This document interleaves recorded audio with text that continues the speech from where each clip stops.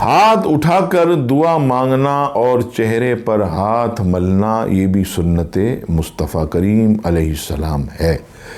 چنانچہ ابو داؤد شریف حدیث نمبر 1492، رسول اللہ صلی اللہ علیہ وسلم جب دعا کرتے تو اپنے دونوں ہاتھوں کو اٹھاتے اور اپنے چہرہ انور پر مل لیتے۔